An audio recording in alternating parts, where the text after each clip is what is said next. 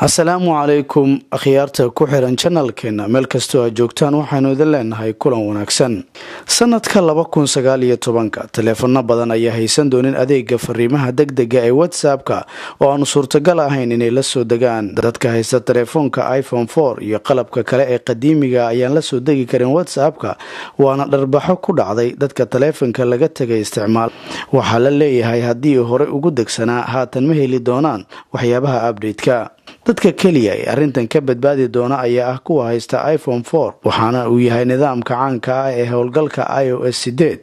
sidoo kale WhatsApp-ka ayaa barnaamijkeeda ku soo daraysa laba hab oo lagu dheereyn karo si jiritaanka batariga waliba lagu xukumi karo heerka iftiinka ee WhatsApp-ka habeenkii, taasi uga gol leeyihiin badqabka indhaha dadka adeegsanaya. daawade haddii xogtan aad ku qanacday la sii wadaag asxaabtaada, subscribe saar, share, like nagu dhiirigeli. aad baad ugu mahadsantahay soo booqashada channelkeena.